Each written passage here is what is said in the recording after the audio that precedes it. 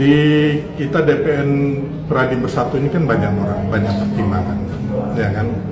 Makanya saya nggak tahu yang KAI itu mengadakan sidang kode etik atau tidak. Kalau kami tadi berdasarkan suara yang terbanyak menimbang bahwa memang kesalahan ini fatal.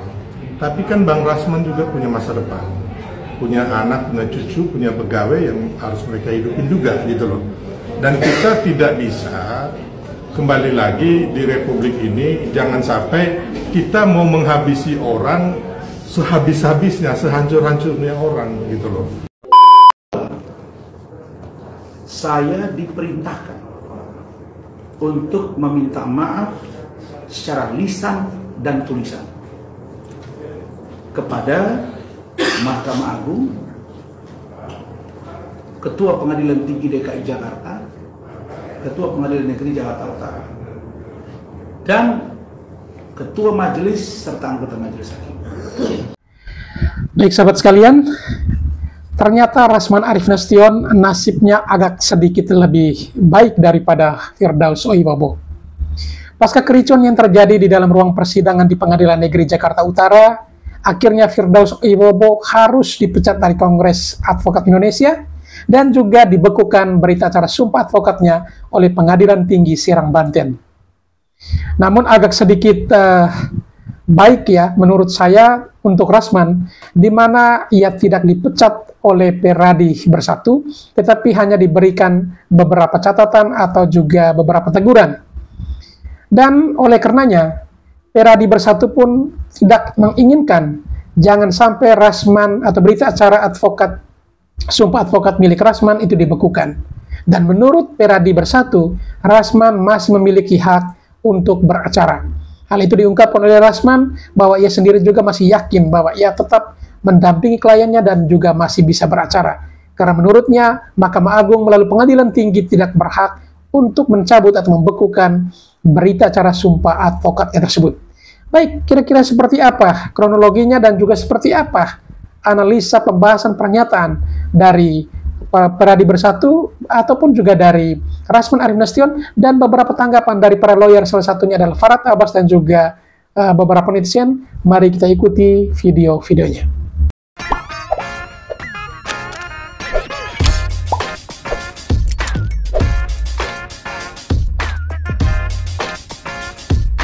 Berbeda dengan sanksi dari KAI yang tegas, artinya memecat langsung Firdaus pada saat kejadian insiden tersebut. Tapi kenapa DPN Peradi Bersatu justru tidak mengambil langkah yang sama untuk memecat?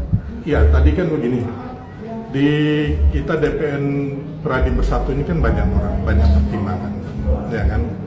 Makanya saya nggak tahu ya, KAI itu mengadakan sidang kode etik atau tidak. Kalau kami tadi berdasarkan suara yang terbanyak menimbang bahwa memang kesalahan ini fatal. Tapi kan Bang Rasman juga punya masa depan, punya anak, punya cucu, punya pegawai yang harus mereka hidupin juga gitu loh. Dan kita tidak bisa, kembali lagi di Republik ini, jangan sampai kita mau menghabisi orang sehabis-habisnya, sehancur-hancurnya orang gitu loh. Ada sisi yang bisa kita organisasi ini memberikan edukasi, memberikan pelajaran agar kedepannya tidak begini gitu loh. Ya, intinya bahwa kita ingin siapapun itu bisa memperbaiki diri, kan lebih baik itu gitu kan. Ya. Pak Ketua Banten, pembela kan boleh di samping saya, kan pembela saya. Selamat malam. Saya benar-benar merasakan bahwa, sekali lagi saya ulangi, sedang berada di rumah organisasi advokat yang luar biasa. Sekali lagi, saya sedang berada di rumah yang tepat dan luar biasa. Nah, karena tadi sudah ada respon dari Dewan Pimpinan Pusat, Dewan Pimpinan Nasional Peradi Bersatu yang dihadiri oleh Bapak Dewan Penasehat, Pengawas, Ketua Umum, Sekjen, dan Wakil Ketua Umum yang tadi menghadiri kami dengan Pak Ricu Manasa dan saudara-saudara sekalian, pada hakim hakim ketua, ada hakim anggota, ada penuntut, ada pembela. Saya kira ini representatif dari sebuah dewan kehormatan yang memeriksa etik. Nah, terlepas dari apapun posisi saya, meskipun banyak wacana yang berkembang bahwa Pak Rasman itu kan tidak dalam posisi beracara, Pak Rasman itu kan terdakwa. Nah, yang harus dikenakan itu kan yang mereka beracara, misalnya Bung Firdaus, Bung Lecu, Bu Ida dan kawan-kawan. Nah, tapi secara organisatoris saya nggak bisa dilepaskan karena saya adalah anggota Pradi Bersatu dan juga advokat. Maka ketika saya tadi diperiksa dan kemudian dilakukan sidang etik, kemudian saya dipanggil lagi, maka diputuskan dua hal. Satu, memberi teguran keras kepada saya, Razman Arif Nasution, sebagai anggota Pradi Bersatu. Yang kedua,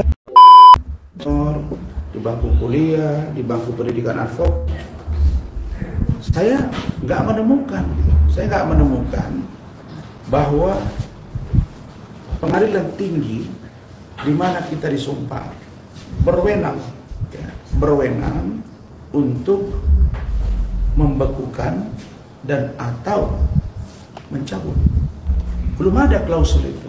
Sama dengan yang dilaporkan dengan contempt of court. Jadi saya nggak ngerti ini lembaga tinggi negara yang di dalamnya berisi orang-orang pinter. Jadi kalau saya dengar pernyataan dari Ketua Umum kami, Pak Boy Kanu, Doktor, Ketua Umum DPN Pradi Bersatu, beliau dengan tegas mengatakan bahwa itu belum diatur. Jadi ada banyak kecacatan yang secara administrasi memang perlu dipertanyakan, dan itulah nanti yang akan saya sampaikan ke DPN Pradi Bersatu. Jadi sekali lagi, apa yang disampaikan, apa yang diputuskan oleh DPN Pradi Bersatu terhadap saya akan sama'an wa ta'atan.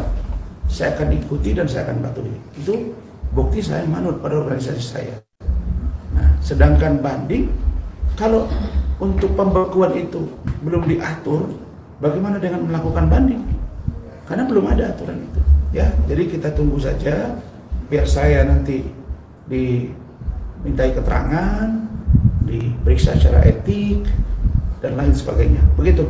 Bang, tapi Abang berharap DPN Pradi membantu Abang untuk apa soal dibekukan Pradi Bersatu ya? Pradi Bersatu. Ya, saya sudah pasti berharap DPN Pradi Bersatu bisa melihat kondisi objektif yang terjadi, dan saya yakin jajaran pengurus mulai dari penasehat, pengawas, pembina, pengurus harian akan memberikan penilaian dan putusan yang pasti akan sangat-sangat adil.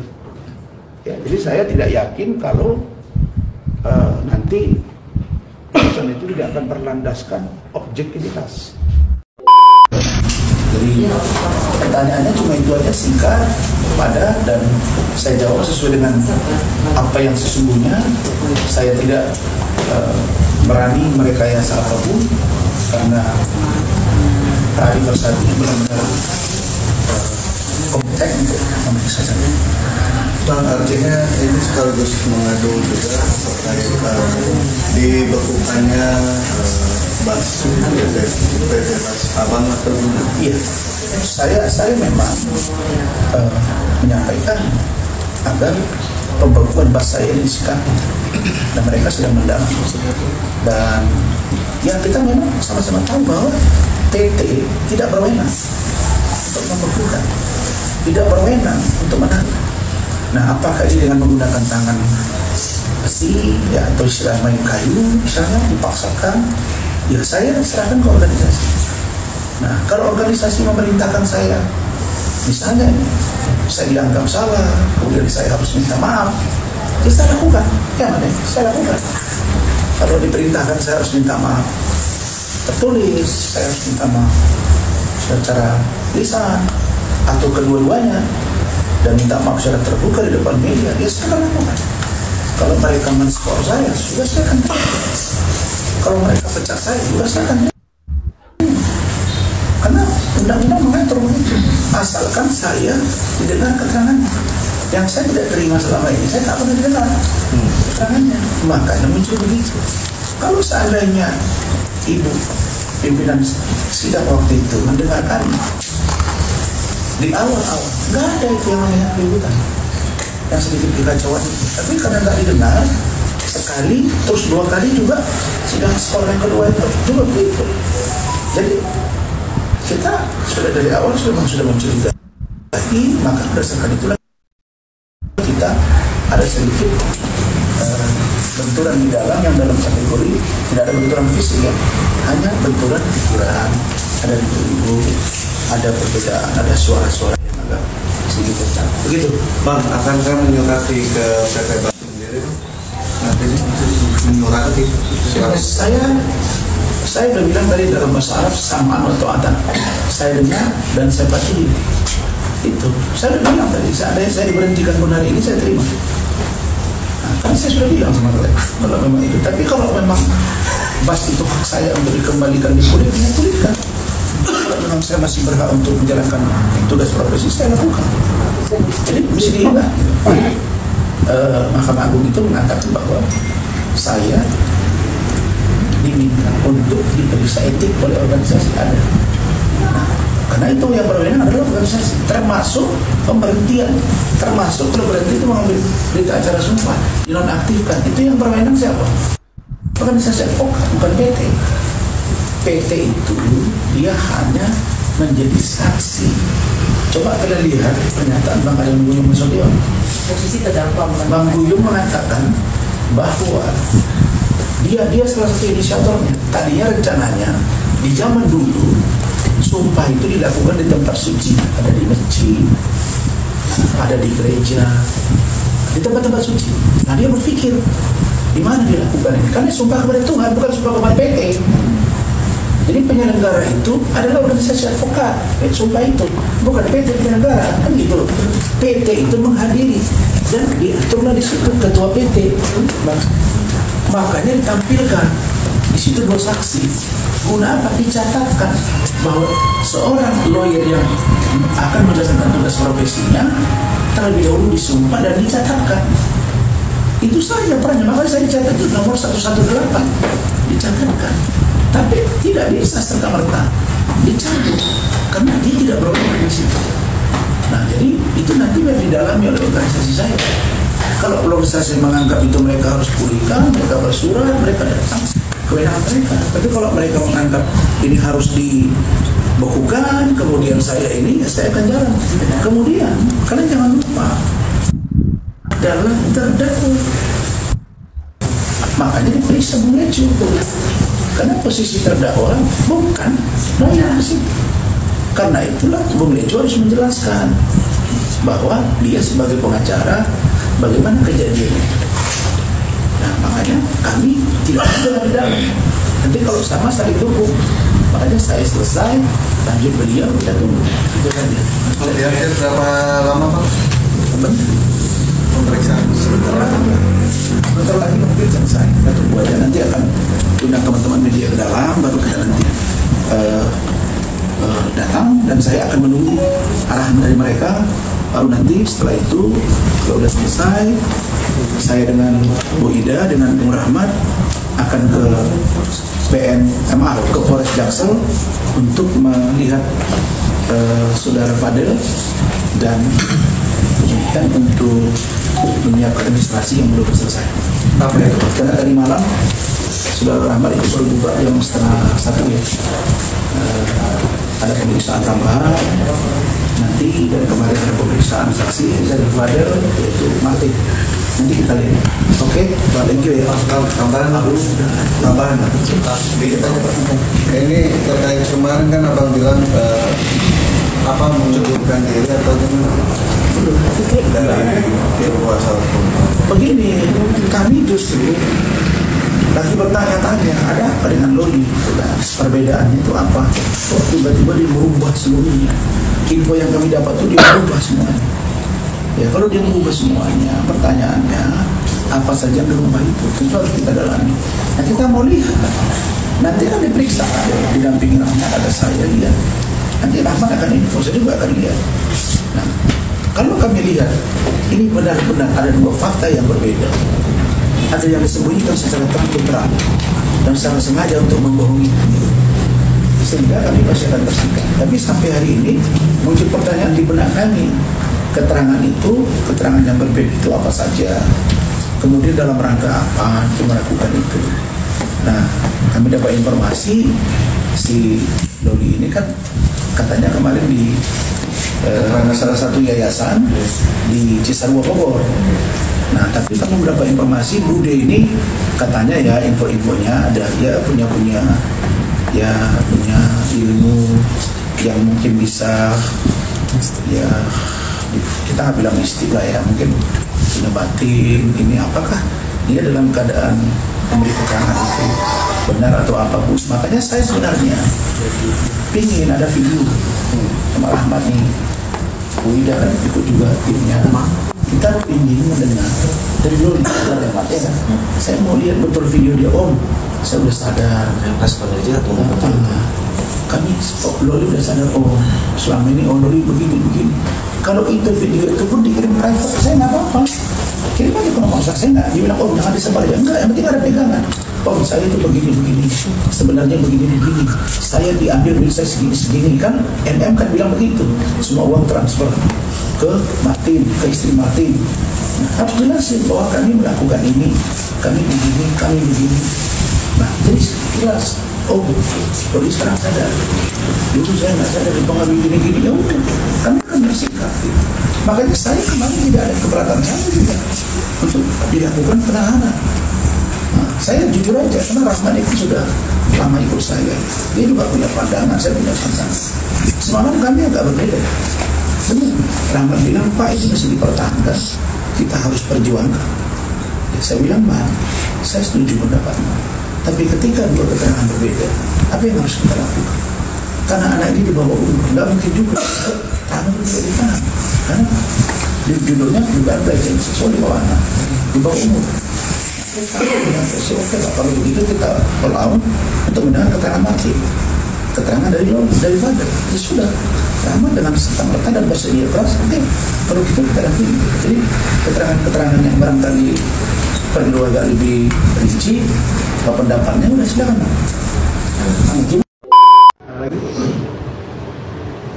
Tapi kalau melihat kejadian kemarin, apa yang menurut DPN Pradi Bersatu ini yang dilakukan Rahman sudah fatal apa mungkin?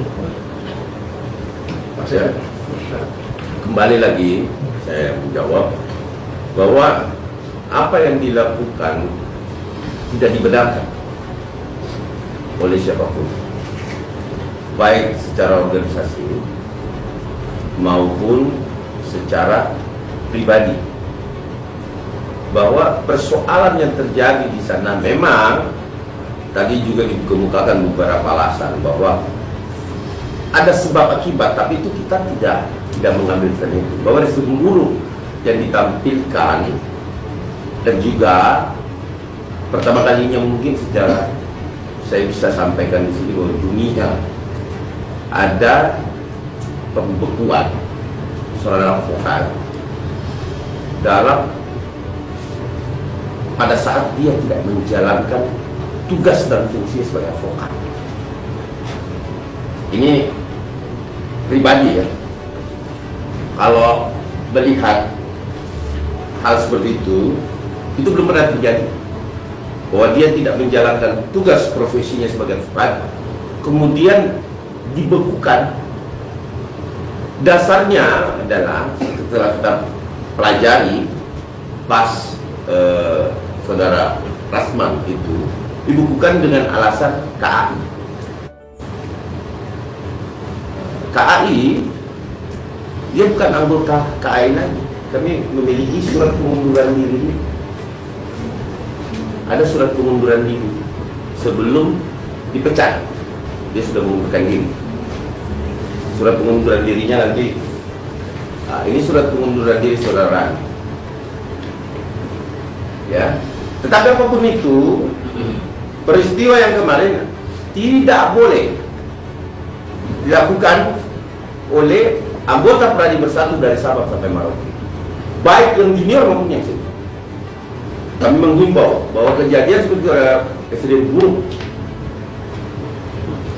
boleh tegas, tetapi bukan seperti itu.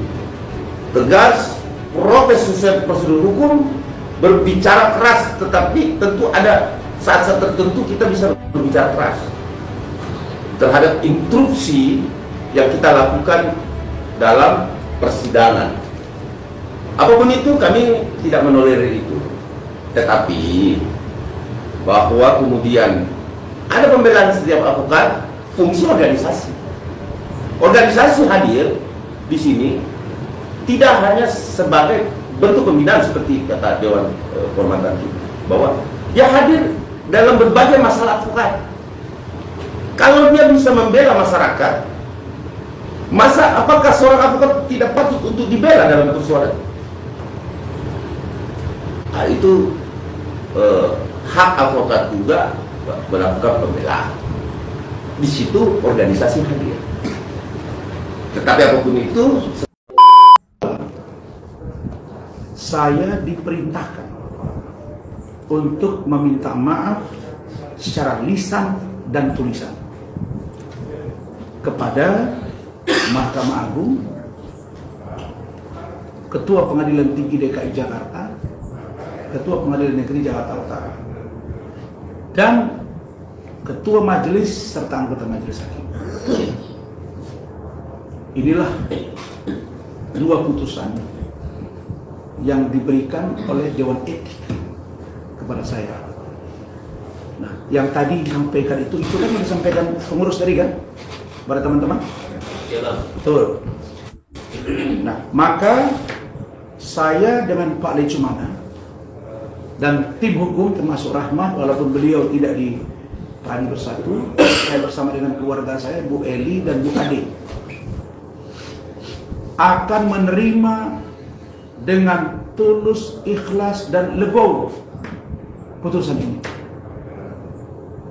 Jadi kami akan memfollow up dengan cara termasuk masalah etik, teguran keras. Kami akan melakukan tindakan-tindakan yang lebih bermartabat, bermarwah, beretika di ruang persidangan. Dan tadi diberitahu oleh Ketua Majelis bahwa akan diturunkan tim DPN Pradi Bersatu untuk memantau persidangan, dan diperintahkan kepada saya dan Pak Lecu untuk tidak melakukan lagi yang namanya kegaduhan di ruang persidangan, terutama di sidang tanggal 20 Februari 2025 mendatang. Yang kedua, terhadap permintaan maaf, baik lisan dan tulisan. Adapun permintaan maaf tertulis itu sudah didraft oleh Saudara Rahmat dan akan saya baca.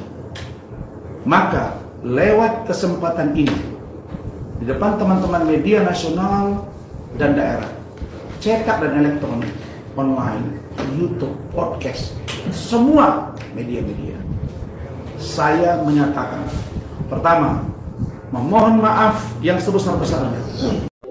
Sampaikan kepada teman-teman semua bahwa saya bukan tidak boleh beracara. Saya bisa melakukan pendampingan di kepolisian, di kejaksaan, dan lain-lain, termasuk apa yang disebut dengan lingkungan non-litigasi. Tetapi dalam hal persidangan itu masih dalam pertimbangan. Pertama, surat asli belum kami terima. Yang kedua, kita sedang melihat apakah dilakukan upaya hukum atau tidak. Dan yang ketiga, saya serahkan kepada organisasi saya.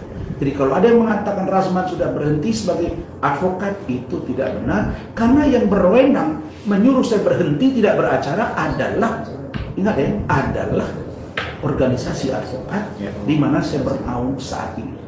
Saat ini saya bernaung di DPN Pradi Bersatu. Ketika saya disumpah, saya diajukan oleh hakim, bukan KAI. Dan semua prosedur sudah ada, surat pernyataan ada, sudah diperiksa di Bareskrim, Pak Antoni Hatane, Ketua DPD HAPI Maluku, dan sudah SP3. Jadi saya kira itu penjelasan dari saya. Insya Allah kami akan datang, saya bersama dengan Pak Lecu akan datang ya hari Senin pagi, akan datang ke Mahkamah Agung menyampaikan permohonan maaf dalam bentuk surat tertulis kepada Ketua Mahkamah Agung Republik Indonesia. Dan yang kedua, akan datang ke Pengadilan Tinggi DKI Jakarta untuk juga menyampaikan surat tertulis permohonan maaf. Yang ketiga, ke Pengadilan Negeri Jakarta Utara untuk juga menyampaikan permohonan maaf. Kemudian kami berharap, karena saya lihat dari preskon dan statement dari Komisi Judisial Republik Indonesia, kami berharap supaya lebih kondusif, supaya lebih transparan persidangan ini, kami berharap agar Komisi Judisial Republik Indonesia menurunkan tim, karena mereka juga mengatakan akan memantau. Kami berharap agar persidangan memantau supaya transparan dalam proses perjalanannya. Barangkali itu dari saya, silakan Pak Lecu. Ya. Jadi ternyata saya sudah berada di jajaran seperti ini, maka banyak yang menasihati saya, memberitahu Pak Rasman, Anda sudah berada di level yang ini. Karena itu tolong jaga nama seorang doktorat. Itulah yang diingatkan oleh organisasi. Jadi tidak mudah berada di tempat yang sekarang, karena mencapai itu lebih mudah daripada mempertahankan. Maka saya, karena manusia tempatnya khilaf dan lupa, maka saya memohon maaf yang sebesar-besarnya. Jadi kalau ada yang mengatakan Rasman sudah berhenti sebagai advokat, itu tidak benar. Karena yang berwenang menyuruh saya berhenti tidak beracara adalah, ingat ya, adalah organisasi advokat di mana saya bernaung saat ini. Saat ini saya bernaung di DPN Pradi Bersatu. Bukan perdebatan, kita mana berani mendebat. Kan mereka pimpinan. Saya hanya menjelaskan, mengurai secara utuh apa yang terjadi. Saya tidak mungkin menambahi karena semuanya by data. Saya ditanya, hebatnya Pak Anjar itu, Pak Anjar bukan Pak Andar ya, Pak Anjar itu mengatakan bahwa Pak Rasman, saya tanya Bapak pengacara, saya polisi, Bapak salah nggak? Itu kan saya ada pertanyaannya mati ya kan? Salah nggak? Kalau Bapak merasa Bapak tidak bersalah, jelaskan alasan Bapak tidak bersalah. Kalau Bapak merasa salah, apa yang salah yang Bapak lakukan? Kami sudah lihat di video, kami sudah lihat. Sebelum kami mengambil keputusan, to the point aja. Ya saya sampaikan bahwa pertama sidang itu diskors 2 kali. Skor pertama, majelis hakim keluar, kemudian anggota keluar, ketua, anggota keluar, saya menyamperin. Saya samperin Hotman, pegang bau, saya jelasin apa yang Bapak sampaikan, saya sampaikan. Hotman kita buka-bukaan, ini sidang peradilan, maksud saya supaya dia mau terbuka. Oke. Apalagi saya sampaikan di sidang kedua, setelah dibuka skor, hakim memasakkan diri bahwa sidang tetap tertutup. Teman-teman berontak, saya datang ke depan meja, saya pegang meja. Nah, saya sampaikan, Anda jangan memaksakan diri. Dan saya bilang hakim juga oknumnya ya banyak juga yang melanggar hukum. Dan itu dipotong, diedit. Tapi saksinya banyak, Bu Ida semua mendengar itu karena suara saya keras. Nah jadi itu. Nah jadi itu kan ketidakpercayaan. Iya ketidakpercayaan saya, dan saya tekan mulai dari awal dari karena lu tertutup akan menurut saya akan datang lagi ruang-ruang gelap seperti yang saya alami. Maaf ya, dalam tanda budayaan saya kepolisian, dan kenapa jadi P21 di kejaksaan, itu saja. Jadi saya jelaskan. Nah kalau di 2 itu saya beritahu, saya tangan saya begini, waktu duduk saya jelaskan dengan runut, waktu berdiri saya begini, saya datang dengan Hotman, saya duduk lagi, terus sidang kedua setelah disuruh pegang meja. Jadi kalau ada yang mengatakan Rasman sudah berhenti sebagai advokat, itu tidak benar. ini si Rasman tuh kenapa ya terus-terusan kayak gitu coba. Perasaan tuh hukum tuh sama sekali nggak dihormati sama dia loh. Kemarin ini waktu nganterin si Fadel bilangnya surat pembekuan itu belum diterima sama dia. Sekarang mungkin sudah diterima, malah bilangnya yang berhak untuk memecat dia, untuk memberhentikan dia itu Pradi Bersatu. Aduh, itu kan organisasi advokat yang ada di Indonesia, salah satu organisasi advokat Pradi itu. Tapi kan itu tetap masih di bawahnya MA, keputusan MA yang akan dijalankan oleh Pradi. Itulah yang saya tahu ya. Jadi seharusnya stop. Saya juga pernah bilang dalam video sebelumnya, Bang Rasman, diam, jangan adakan preskon dulu. Lakukan preskon itu sama saja mempermalukan diri sendiri. Apa Bang Rasman nggak lihat di YouTube, dimanapun juga ada foto-foto Bang Rasman, itu bukannya malu Bang Rasman. Ya, ngomong ngelantur gini gitu, Bang Rasman tuh kenapa sih? Ini kejar ODGJ atau apa sih gitu? Kenapa sih setiap ada di pengadilan nggak dihargai? Sudah ada keluar keputusan, baik pun surat belum diterima, masih bilang belum sah. Sekarang sudah sah, ngomongnya yang lain lagi. Ini kesusahan kayak gimana sih? Mendingan Bang Rasman mikirin deh nasib klien-klien Bang Rasman gimana. Dan pengadilan dan kantor polisi, semuanya pihak kepolisian seharusnya tuh bekerja sama dengan keputusan MA atau misalkan pengadilan tinggi. Kalau misalkan sudah ada keluar surat seperti itu, harusnya di mana Bang Rasman melakukan pendampingan hukum? Usir. Jangan takut sama suara kerasnya kayak gitu, jangan takut. Ini bukan negara premanisme, mau gimana pun juga ini negara hukum. Tolonglah pihak kepolisian tuh lebih sama kejaksaan tinggi atau apapun itulah, gue nggak ngerti lah ya, lebih tegas coba terhadap si Rasman ini. Oke? Kami menemukan dugaan ada perbuatan pidana yang juga dilakukan oleh Loli. Ya, jadi ini saya memang kemarin malam cepat pulang karena dapat mendampingi, saya ada urusan. Ya. Kalau Rasman mengatakan bahwa ini baru dibukukan, belum diberhentikan, silahkan berpraktek di dalam kulkas. Ya, karena udah dibukukan di tempat kulkas itu. Guys, kira-kira kalau Rasman berpraktek di dalam kulkas, kliennya apa? Masa ikan asin? Tentang pembekuan berita acara pengambilan sumpah advokat nomor urut 118 atas nama Rasman Arif SH. Yang mengeluarkan itu pengadilan tinggi, tapi dia sebagai saksi. Artinya begini loh, ini saya advokat nih. Sebelum saya menjalankan tugas dan fungsi saya bersumpah. Bersumpah itu disaksikan ketua pengadilan tinggi, dia sebagai saksi.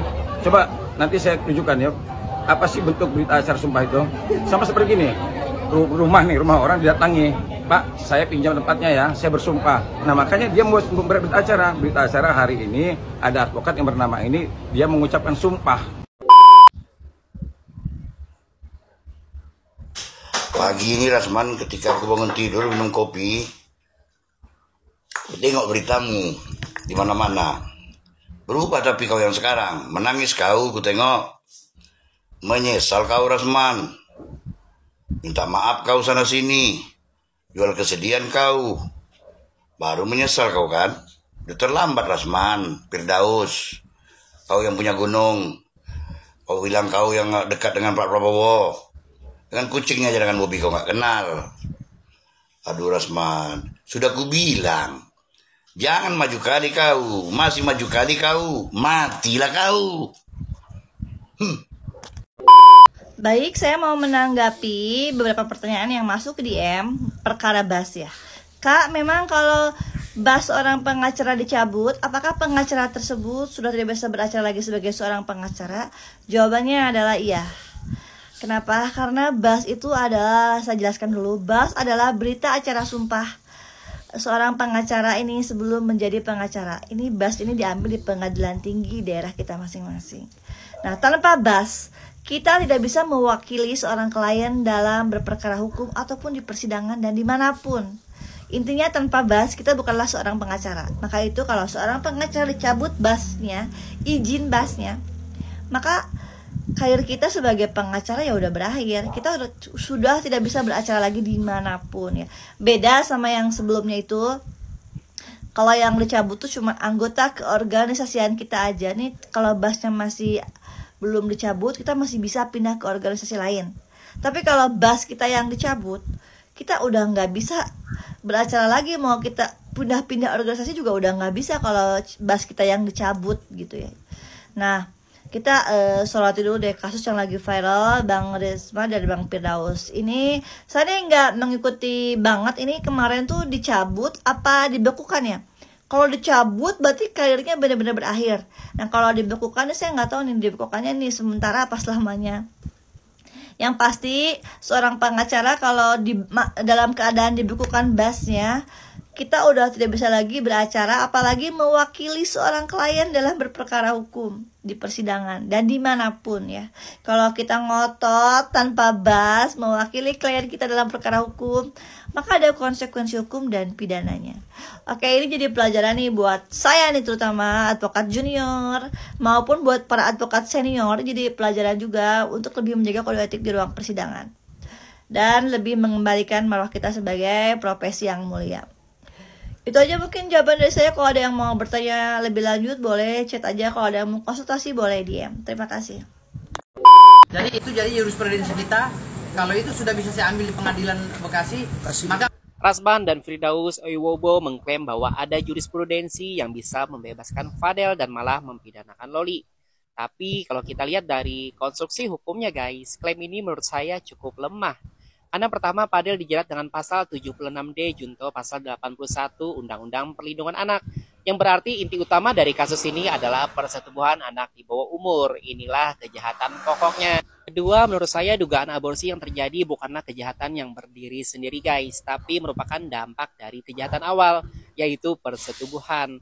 Artinya, jika tidak ada perbuatan awal dari Fadel, kehamilan dan aborsi tidak akan mungkin terjadi. Ketiga, jika kita bicara soal pasal 346 KUHP tentang aborsi guys, pasal ini memang mengatur bahwa wanita yang menggugurkan kandungannya bisa dipidana. Tapi jika ada unsur paksaan, tekanan, atau mungkin pengaruh dari pihak lain, maka menurut saya pihak yang menyuruh atau memaksa lebih bertanggung jawab. Keempat, soal jurisprudensi nih. Ini bukanlah sumber hukum utama guys. Di Indonesia, undang-undang yang menjadi dasar utamanya, bukan putusan hakim di kasus lain. Jadi meskipun ada kasus yang mirip atau identik, ini tidak otomatis bisa membatalkan pasal yang sudah jelas mengatur kejahatan ini. Jadi kesimpulannya guys, Fadel tetaplah tersangka karena dugaan kejahatan utamanya yaitu persetubuhan anak di bawah umur.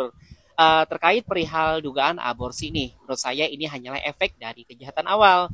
Jadi klaim Firdaus dan Rasman nih soal Loli yang bisa dipidana itu menurut saya tidak berdasar secara hukum. Tapi tetap ingat ya guys, dalam hukum pidana asas praduga tidak bersalah tetaplah berlaku. Tapi mari kita lihat fakta hukumnya dengan jernih. Baik sahabat sekalian, demikianlah beberapa buah video yang coba saya reaksi pada kesempatan kali ini. Dan kepada para sahabat sekalian yang mungkin setelah menyaksikannya dan ingin berkomentar, silahkan tulis di kolom komentar. Sekian, terima kasih dan sampai berjumpa kembali di video selanjutnya.